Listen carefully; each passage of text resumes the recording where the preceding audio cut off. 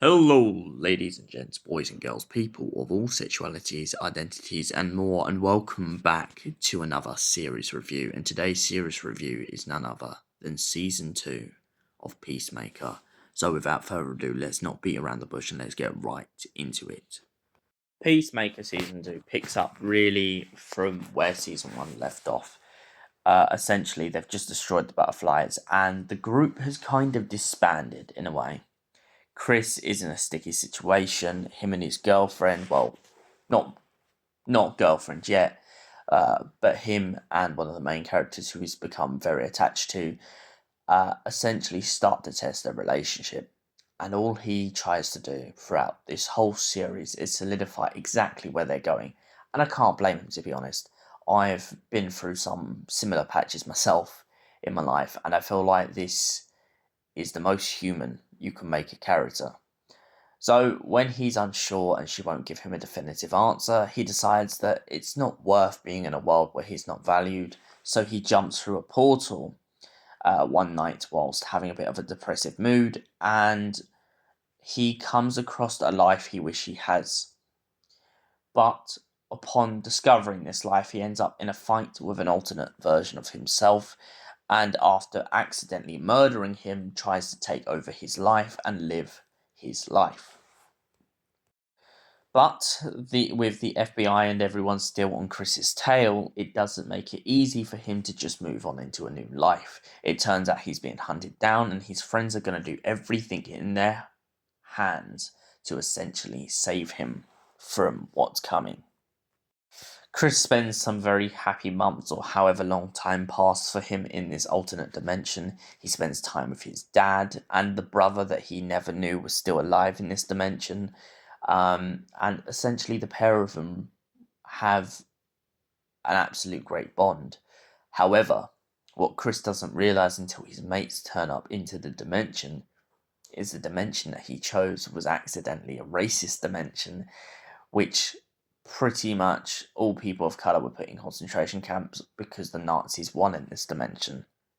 However, as he's about to leave the dimension with the free hand up from his alternate dad, it turns out that his alternate dad maybe doesn't like Nazi world, but has definitely been trying to do stuff with his brother to fix it.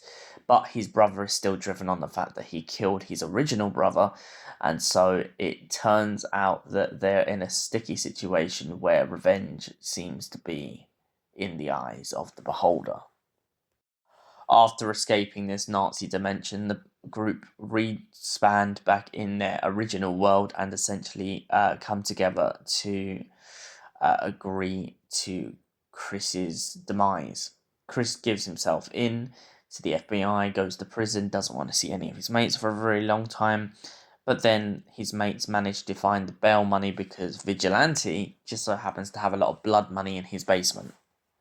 After using the blood money to save Chris from jail, they go to confront him as he keeps ignoring them and prepares to run away once again.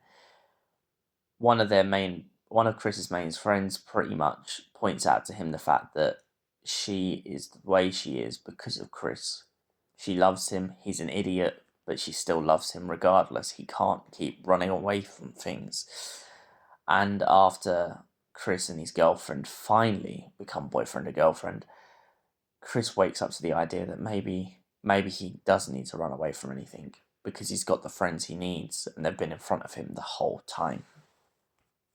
However, this is kind of short-lived as Chris is then hunted down by the FBI again and Argos and essentially chucked into a portal because Arcus made a deal with Lex Luthor before hunting him down and essentially have agreed to make a whole reality, an island, a prison for metahumans.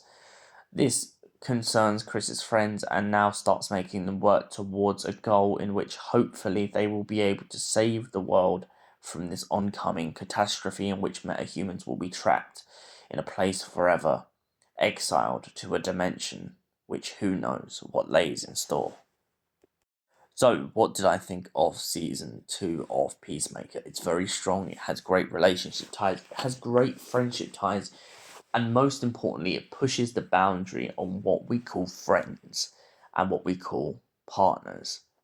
Are partners and friends just people that we have around to make us feel better, or are they people who, as time goes on, we learn to connect those relationships, we learn to trust, we learn to prove to ourselves that we belong, that we deserve happiness.